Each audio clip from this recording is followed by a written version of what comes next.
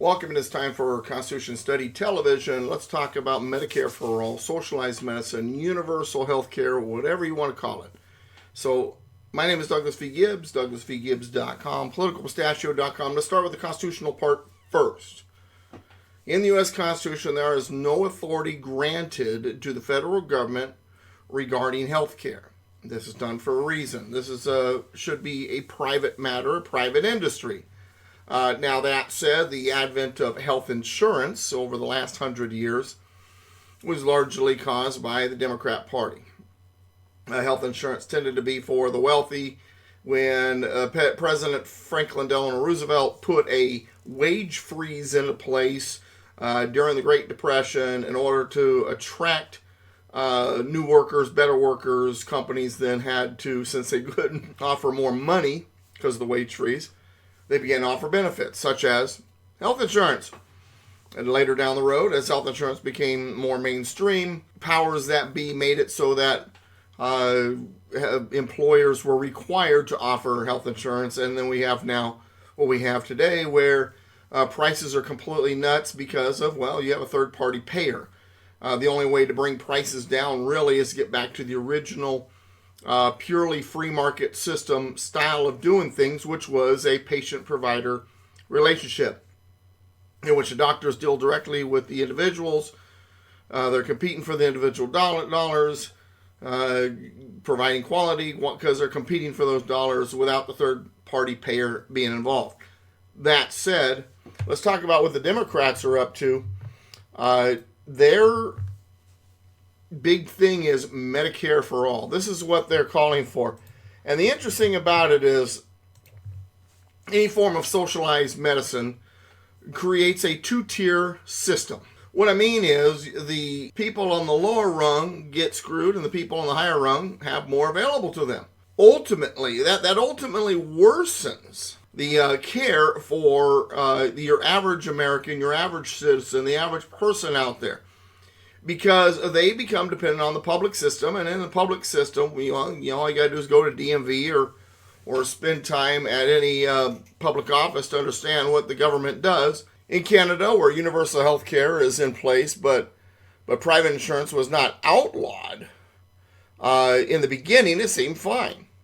Matter of fact, I've got a friend who lives in Toronto, and she was telling me that in the beginning, it seemed like everything was being covered. And then after a while, the government realized that there were certain things it didn't want to cover. It was too expensive. It was something that they didn't want to carry. And so the private insurance companies began to offer what's called supplemental insurance. Now, at the time, I worked in the construction industry, and I had a PPO, and I was paying like $695 a month for it.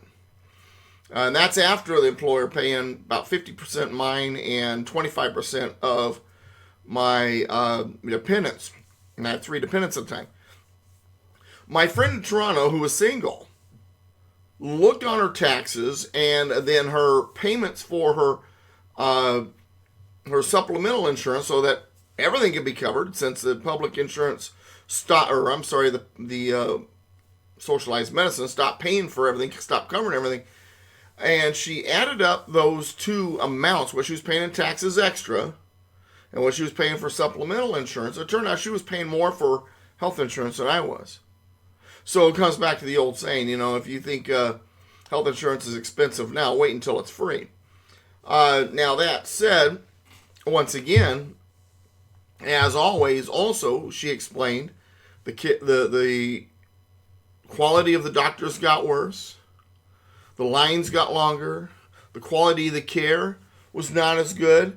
And this was something that, always happens whenever you put a socialized medicine system in place. Now, in Britain, where the system is single payer, meaning that the government is the only ones allowed to provide health insurance, thus outlawing private insurance, the people suffer from the lack of quality doctors, long lines, and the unwillingness of the government to provide for certain procedures or health strategies. Meanwhile, the private hospitals that operate on cash-only basis cater to the wealthy, having the top doctors new facilities, cutting-edge care, Medicare for all is a single-payer idea that resembles the British system, what I just explained, more than what the Canadian system is. The Canadian system is, once again, while it's socialized medicine, it didn't outlaw private insurance, something like the British system does. And what it winds up doing in the end, either system, both systems, but especially the single-payer system, is, in the end, it screws the average citizen and average folks, and it's better for the wealthy and the powerful. In other words, the result is the opposite of what they claim it is designed to do.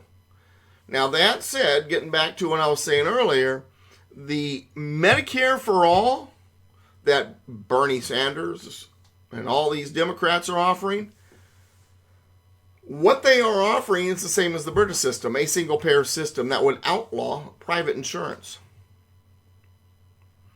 So once again, you wind up with a two-tier system. You wind up with the public, which goes to heck, and the private, which is cash only. You know, like Lori Loughlin, getting her kids into USC, kind of cash only. And it really, in the end, it screws us all. They make it sound, well, don't you want everybody to have health care? I want everybody to have quality health care. But I want it to be because it's through a free market system. It isn't quality if you have the government take it over. It's shown to be that way time and time again. So you tell me, health care for all, Medicare for all. And it's funny because the marketing is actually incredible, because Medicare is not single payer. Medicare gives you the option of different plans, different options, or not using them at all and going off into the private industries. Medicare for all is not Medicare. It is single payer. And, I was talking to a Bernie Sanders supporter a couple weeks ago, and I asked them about this, and they said, well, don't you think everybody should... Don't you think that health care is a right? And I said, well, I don't know if health care is a right in the sense that you think it is, because the average person thinks that if something is said to be a right, that means government must provide it, guarantee it, and so on and so forth. I don't believe that's what a right is. In the Declaration of Independence, when it comes to rights, it says life, liberty, and the pursuit of happiness. In other words, you don't have a high right to health care. You have a right to pursue it. Now, that said, I asked him, I said, what if it does go to Medicare for all, which is a single-payer system? All private industry is outlawed. There's no private insurance anymore. All you have is the public system. That's it. What if it sucks? Now, remember, you and I know that it would be bad, but I'm talking to a Bernie Sanders supporter. What if it sucks? What's your option from there? Where do you go from there? At least in Canada, if you're rich enough, you have the option to go get some private insurance. At least in America, in a free market system, you don't have to be rich. If you don't like what you have, you go somewhere else. If Aetna's not working for you, you go to Blue Shield. Blue Shield's not working for you, you go to whatever company is. That's your option in a free market. And they're trying to keep the prices down. They're trying to compete. Now, once again, I don't think that health insurance is necessarily the best way to run a healthcare system either. I would much prefer it be a provider-patient relationship in which the doctor is dealing directly with the patient, so he's trying to appeal to your ability to pay. He's trying to appeal to your desire for quality.